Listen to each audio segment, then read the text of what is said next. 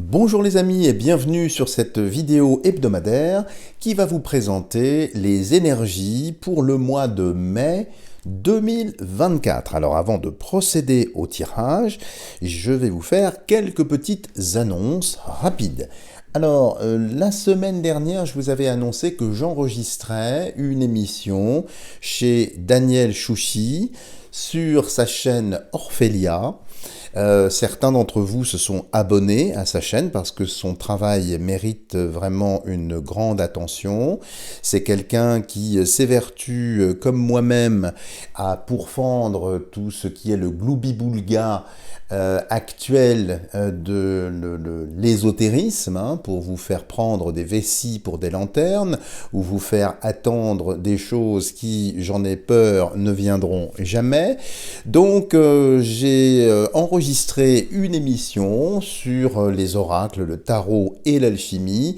Je vous glisse le lien de cette émission et je vous invite bien sûr, surtout si vous appréciez mes bavardages un peu intempestifs, ma logorée qui parfois déraille un peu. Là j'étais en freestyle comme on dit, donc j'ai pu vraiment m'exprimer et dites-moi si vous avez aimé cette émission et puis n'hésitez pas bien sûr à la partager pour lui donner un maximum de visibilité, tant pour Daniel que pour moi-même. Et puis n'hésitez pas vraiment à regarder l'excellent travail de Daniel sur plusieurs sujets, sur l'Antiquité, sur la symbolisme. Vous trouverez vraiment des choses très intéressantes. Et puis, autre petite annonce pour vous annoncer que mon livre sur la dimension psychologique du tarot est en train d'être finalisé. Il y a un petit retard pour l'instant, donc je ne peux pas vous en parler. Mais ça va venir, je pense, soit dans le courant du mois de mai, soit sur le mois de juin. Et puis pour finir, je continue l'écriture d'un ouvrage pour vous aider à comprendre un petit peu l'alchimie, parce que c'est effectivement la mère de toutes les sciences, mais qui est assez rétive, qui est assez compliqué d'accès. Du reste, j'évoquais cela dans l'émission de Daniel. Donc je pense que cet ouvrage, qui verra le jour plutôt l'année prochaine, parce que c'est très exigeant en termes de temps, donc un peu de patience, mais voyez, je ne vous oublie pas, je suis toujours dans cette dynamique de transmission, de partage. Voilà les amis, refermons la parenthèse et regardons tout de suite ce qui peut ressortir en termes d'informations sur les énergies du mois de mai. Nous allons commencer avec l'oracle de Pascal et nous poursuivrons avec l'oracle de la triade, parce que ça fait longtemps que je ne l'avais pas utilisé. Alors, énergie du mois de mai. Regardons ce qui sort à la coupe. Alors, nous avons ici la rose en bouton. Alors, je vous renvoie bien sûr sur la vidéo qui vous détaillera un peu plus la symbolique, mais cette rose en bouton, très printanière ici, qui poursuit sa croissance et sa future éclosion vers, j'imagine, l'été ici, montre bien que quelque chose est en préparation, que ça monte doucement. Donc, ce sont des énergies ascendantes, donc je ne serais pas étonné que certains d'entre vous bien se sentent attirés, aimantés, dilatés. Il y a quelque chose qui vient un petit peu nous aider dans notre croissance. Alors la rose, c'est plutôt ici une croissance intérieure. Et puis dans les événements, eh bien, ça a l'air d'indiquer que les choses continuent leur train, en fait, à leur rythme, de toute façon. Donc, pour l'instant, quelque chose qui continue, qui croît, qui grandit. Et ici, nous avons le cygne. Je vous renvoie également sur la symbolique de cette carte dans les petites vidéos qui y sont dédiées. Donc le cygne ici, c'est pour annoncer des événements qui sont vraiment de nature spirituelle ici. C'est-à-dire que nous avons l'élément liquide ici avec le signe, donc les émotions, quelque chose qui grandit, quelque chose qui avance. Et effectivement, il est fort possible, quand on voit la rose d'un côté et le cygne de l'autre, hein, qui sont presque des totems alchimiques, si j'ose dire, montre bien que quelque chose est en décantation, est en préparation. Ça, on l'avait senti dans la vidéo de la semaine dernière. Mais là, les choses ont l'air de se préciser pour nous annoncer effectivement que quelque chose va très certainement se passer. Pas spécialement négatif, parce que quand cette rose va effectivement être en éclosion, elle va donc s'ouvrir, quand le cygne va déployer ses ailes et prendre son envol, il retourne vers Apollon, vers le soleil.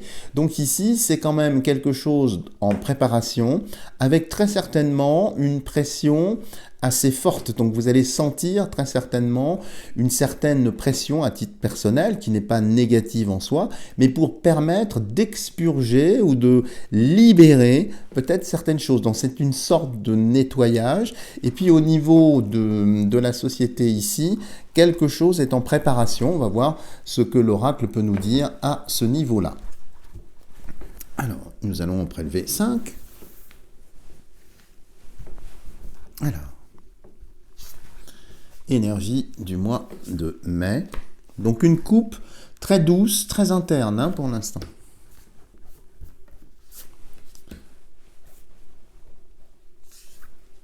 Et puis, celle-ci. Alors, qu'est-ce qui ressort ici pour le mois de mai? Alors, l'inattendu. Comme si le mois de mai allait être marqué par l'inattendu. Alors, cette carte indique que, effectivement, cet inattendu est causé par une main humaine.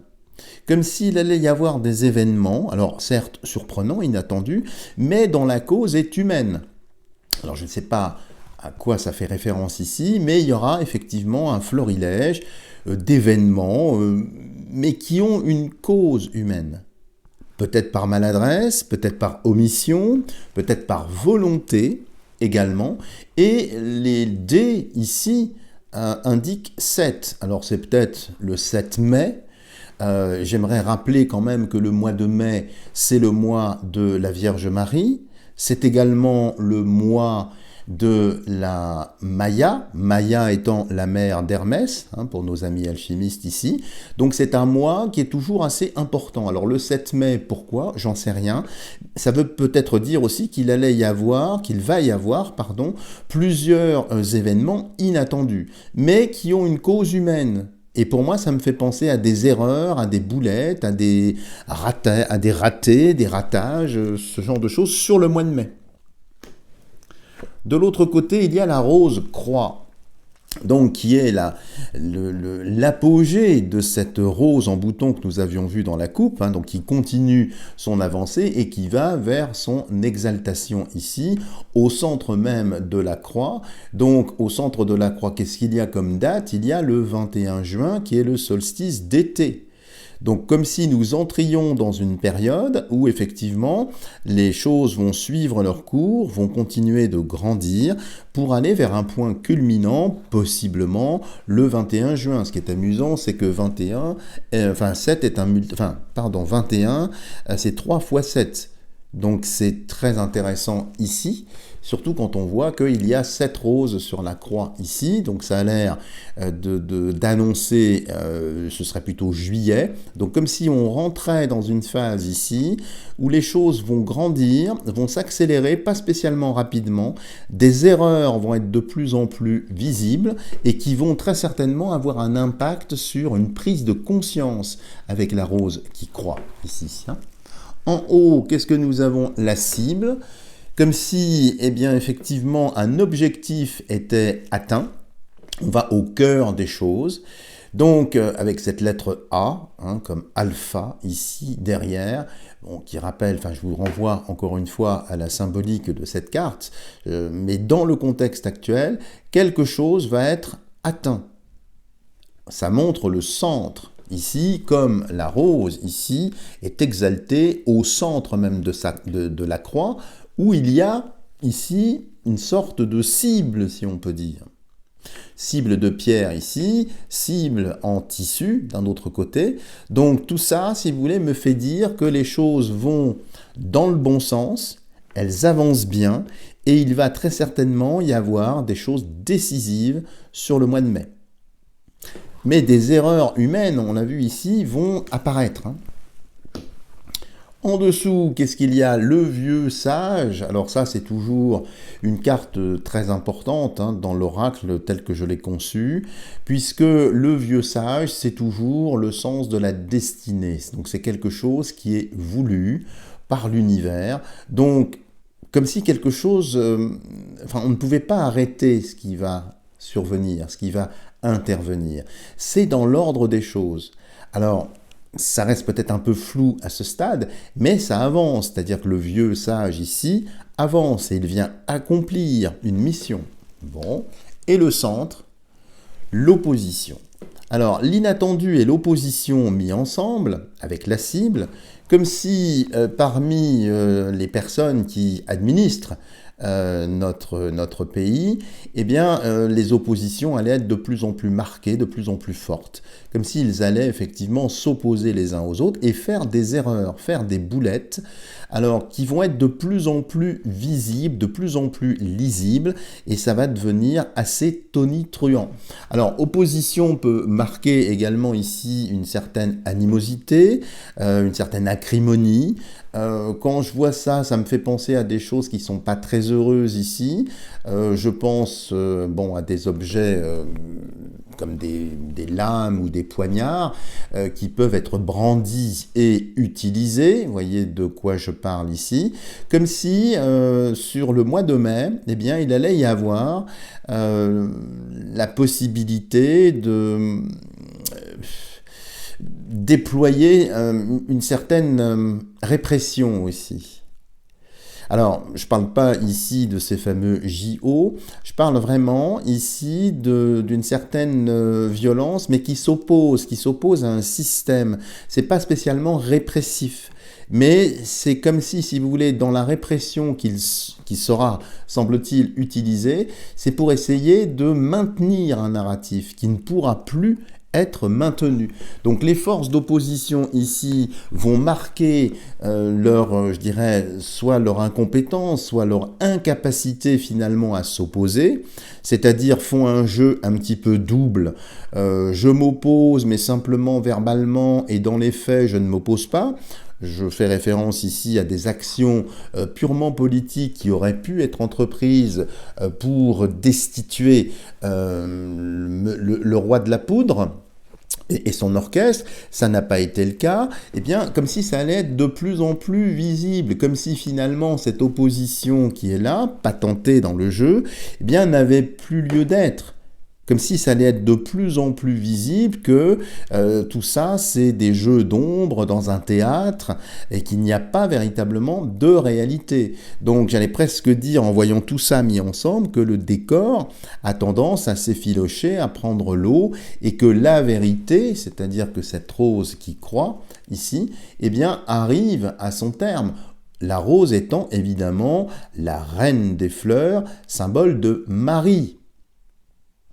Bon, donc tout ça va pour moi dans le bon sens. Il n'y a pas d'événement. Alors il peut y avoir, c'est vrai, entre la cible et l'opposition, des actions qui sont un petit peu musclées, voire répressives. C'est ce qui me faisait vous dire ça.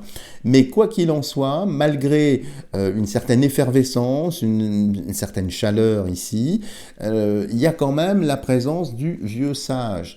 Donc le vieux sage, c'est le destin, c'est les choses qui doivent s'accomplir. Donc je ne serais pas étonné, je vous dis, qu'il y ait vraiment comme s'ils allaient se dévorer entre eux, se jeter des pics entre eux, s'opposer entre eux, et finalement ça va faire le jeu d'une certaine unité, c'est-à-dire que nous qui sommes spectateurs de tout ce qui se passe, on va justement avoir tendance à ne plus tomber dans le panneau. Moi, je veux bien qu'on oppose, je ne sais pas, un côté à l'autre côté, mais il faut vraiment qu'il y ait une opposition. Là, c'est une pseudo-opposition et ça va se voir. Et c'est le but, je pense, recherché. C'est pour ça que la flèche atteint sa cible, en plein cœur, peut-être du mois de mai. Et puis on retrouve presque une croix ici, hein, bon, c'est la lettre A, hein, alpha, ça rappelle également un outil bien connu qui est comment on appelle ça, le niveau, pardon, je vais y arriver. Donc le niveau, ça montre l'horizontalité. Ah, c'est pas la perpendiculaire, hein, qu'on avait vu avec le puits. Donc ici, on est bien à la croisée, la croix, hein, qui est ici, et ça nous indique la branche horizontale, donc sur le sol. Donc quelque chose va être atteint sur le sol ici. Les forces d'opposition vont être complètement, je dirais, délitées, ou ne seront absolument pas crédibles. Cela est voulu pour arriver, je pense, à autre chose. Alors, on va poursuivre notre lecture, si vous le voulez bien, avec un autre oracle qui est celui de la triade, alors qui est souvent très spirituel. Je ne sais pas les réponses qu'on va avoir. On va poser exactement les mêmes questions, voir un petit peu les énergies pour le mois de mai 2024. Qu'est-ce que l'oracle peut nous dire ici ?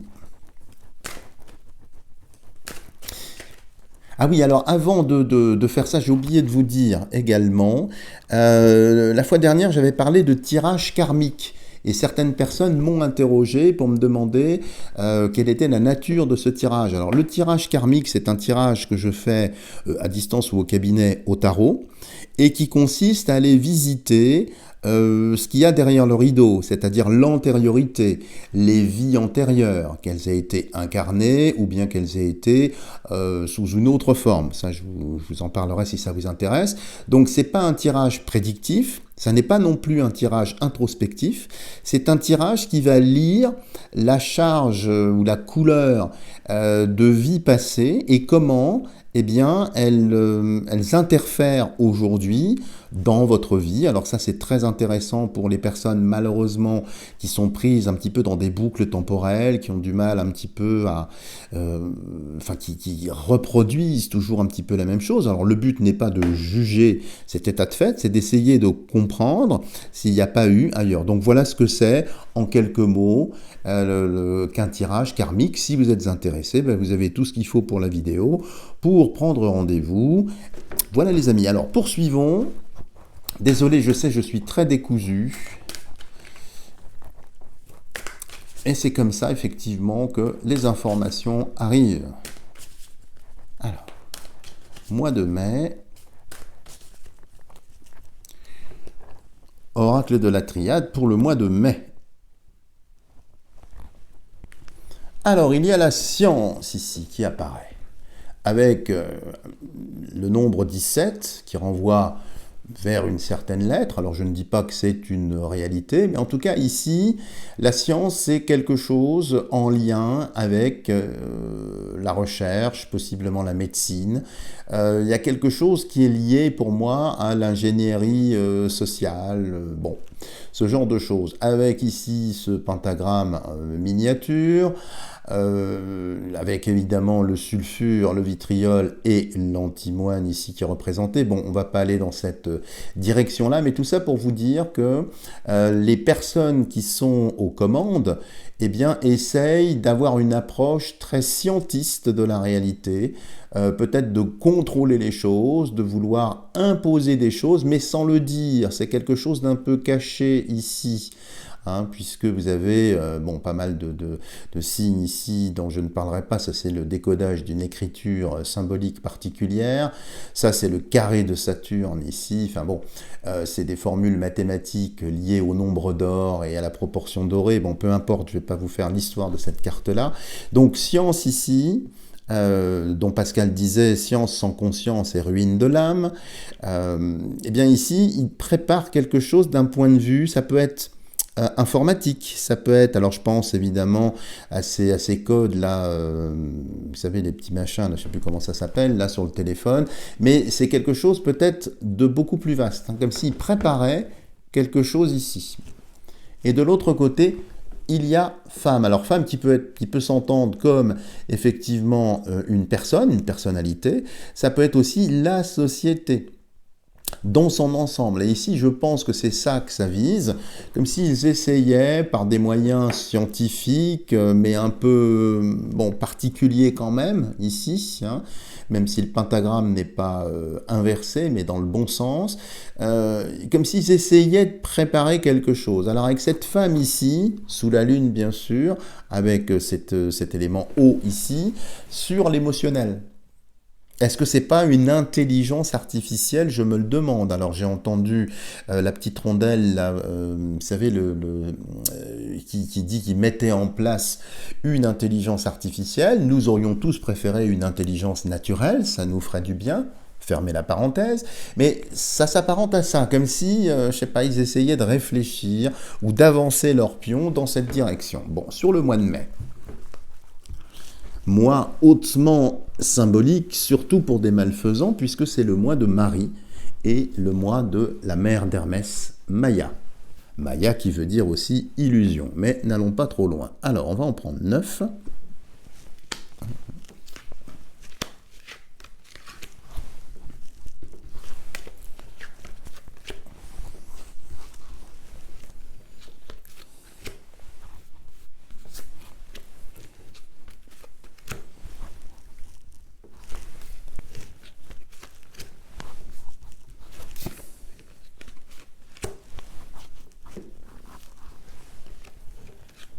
Et la 9e qui est là.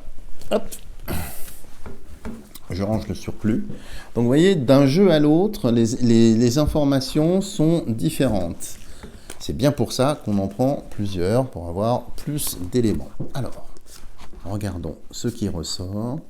Donc ça me fait penser vraiment à l'intelligence artificielle ou à l'ingénierie sociale ou à des choses comme ça qui seraient en préparation. C'est pas pour ça qu'il faut s'inquiéter à ce stade-là. C'est peut-être simplement des tests, enfin bon, vous savez comme ils font. Je recule un peu, que vous puissiez bien le voir. Alors, qu'est-ce qui ressort ici?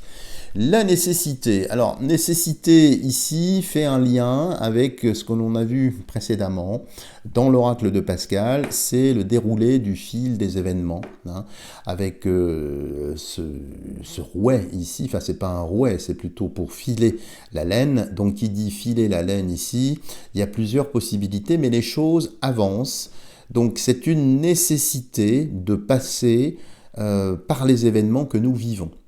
Il y a quelque chose presque d'obligatoire. La fusion, qui n'est pas une fission, hein, qui est une fusion, c'est un mariage, c'est une alliance entre le haut et le bas, entre les énergies effectivement vitales et des énergies un peu plus transcendantes. Alors, fusion ici, ça me fait penser à un besoin d'agréger, de réunir les personnes. Je vous avais dit depuis pas mal de temps déjà que j'avais le sentiment qu'il y avait une sorte de tri dans l'humanité. Vous voyez, il y avait ceux qui allaient d'un côté, ceux qui allaient d'un autre côté. Là maintenant, c'est comme si on demandait, enfin c'est ce qu'indique ici le tirage, une fusion.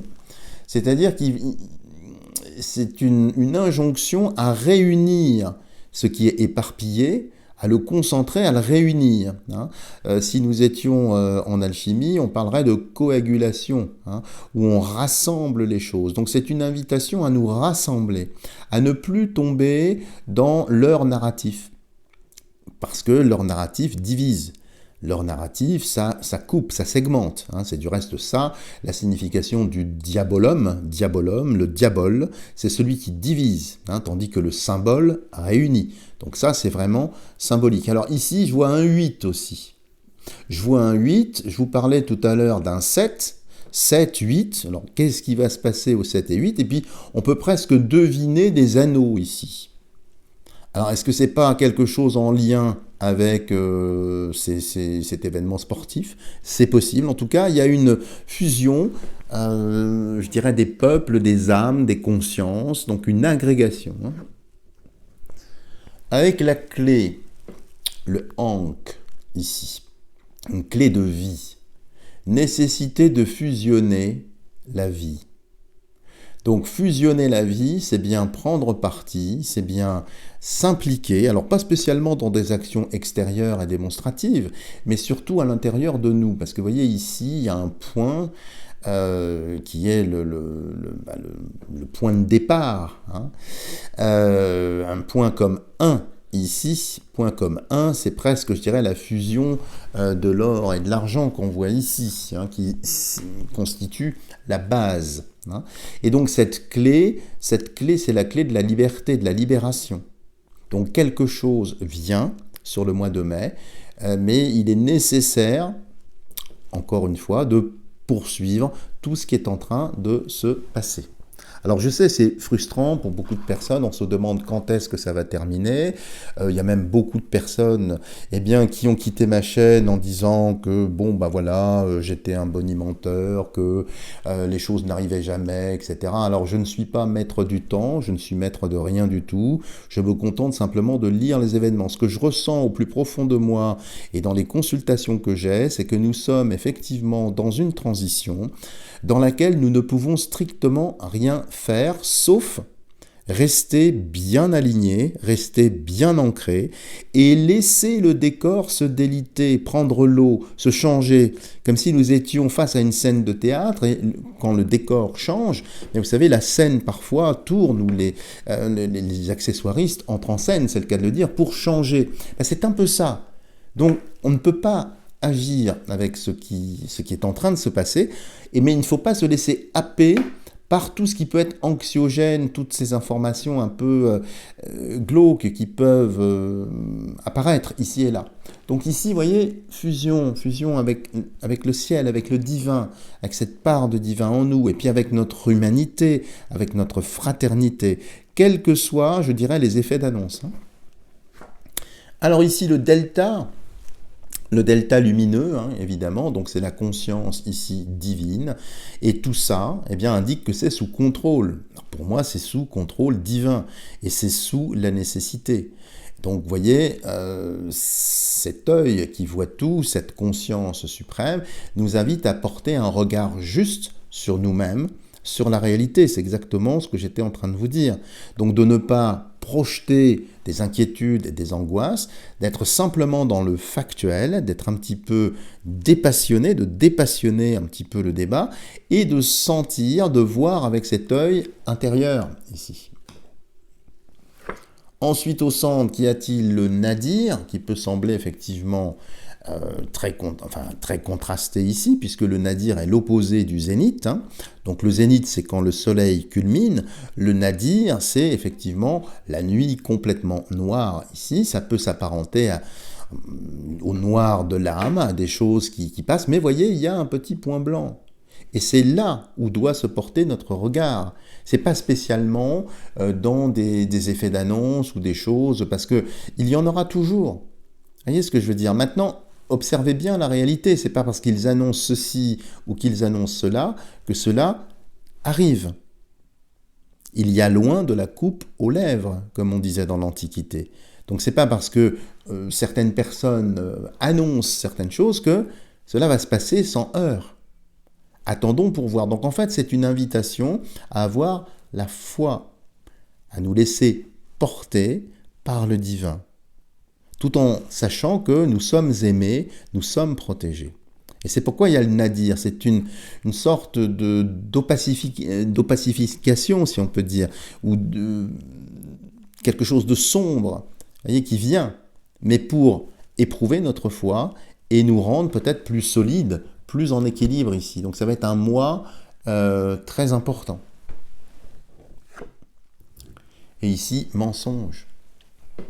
Donc les mensonges, on va voir de plus en plus de mensonges. Ils vont continuer leur narratif, mentir éhontément sur tous les sujets du reste. Mais c'est pour mettre en lumière la profondeur de leurs mensonges. Jusqu'où iront-ils? Ils vont continuer à mentir. Parce que apparemment ça fonctionne bien, le mensonge, pour une certaine catégorie de personnes. Donc vous voyez, même si ils vont continuer à nous mentir dans les yeux, ce ne sont que des paroles. Si vous croyez des mensonges, effectivement, vous allez souffrir. Parce que le narratif a un impact. Ça a un impact si vous y adhérez. Si vous n'y adhérez pas, effectivement, vous sortez alors de cette logorée négative. En bas, il y a un message. Alors, message, pour certaines personnes, vous allez recevoir des messages peut-être de vos guides ou des influences, ce genre de choses. Mais ça peut vouloir dire aussi des effets d'annonce. Mais des effets d'annonce, comme ça suit mensonge, mensonger. Donc ils vont renforcer les craintes, les peurs, donc ça va y aller à tout va, hein, bien sûr. Retenez bien que ce ne sont que des annonces. C'est pas parce qu'ils annoncent certaines choses que c'est la vérité. Ensuite, papyrus, c'est un contrat, donc un message, un contrat. Donc ça pointe du doigt une loi, alors encore une fois, je pense scélérate, et ils vont profiter très certainement de ce mois de mai et des ponts qu'il y a pour glisser tout un tas de décisions, évidemment iniques, hein, vous pouvez bien l'imaginer, mais encore une fois, je vous redis ce qui sort, laissez-les faire, de toute façon on ne peut pas s'opposer à quoi que ce soit. Vous avez bien compris que le poudreux et son orchestre, la grande et la petite rondelle, vont dans le même sens. Ils servent des intérêts qui ne sont pas les nôtres. Donc, c'est normal, ils vont aller jusqu'au bout. On ne peut rien faire, individuellement ou même collectivement. Maintenant, vont-ils pouvoir aller au bout? Je ne le pense pas. Et voyez, Racine ici. Et Racine, ça montre bien que nous sommes enracinés et que, quelles que soient les annonces, quel que soit ce qu'ils vont dire ici, ça n'aboutira pas. Donc restez très vigilants, parce qu'apparemment ils vont mettre un petit peu la gomme sur leur narratif. Mais donc voilà, restons, je dirais, comme le roseau dans la tempête, hein, je plie mais ne romps pas. Laissons-les dire, ne nourrissons pas ces propos. Laissons les choses se faire et la lumière va venir. Voilà les amis ce que je peux vous dire en quelques mots sur ce tirage.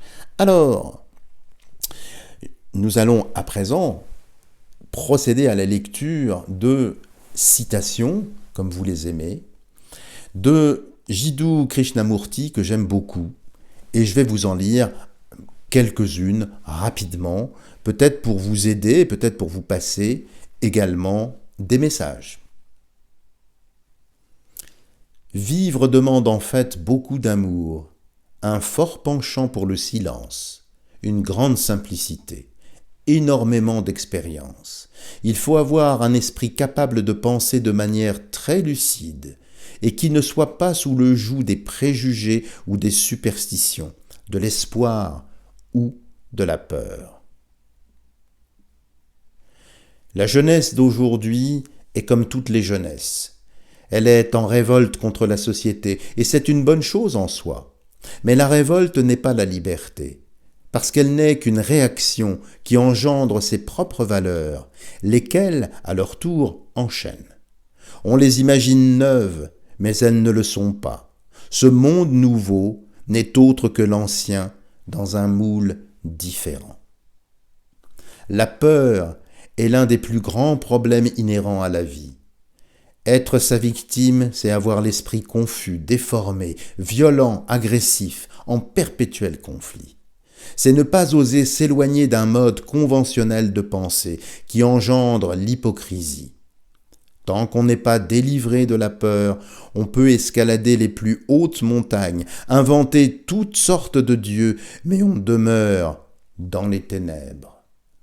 Voilà les amis, si vous avez aimé cette vidéo, n'hésitez pas à me lâcher des tonnes de petits pouces en l'air, à partager massivement ma vidéo, à aller visionner, si vous le souhaitez, l'émission que j'ai enregistrée avec Daniel Chouchi, et puis à partager également cette vidéo. Et puis bien évidemment, je demeure à votre entière disposition pour effectuer des tirages personnalisés, qu'ils soient karmiques, introspectif ou traditionnel, à votre choix. Vous avez tout ce qu'il faut sous la vidéo. Je vous envoie vraiment le plus de lumière possible dont je suis capable.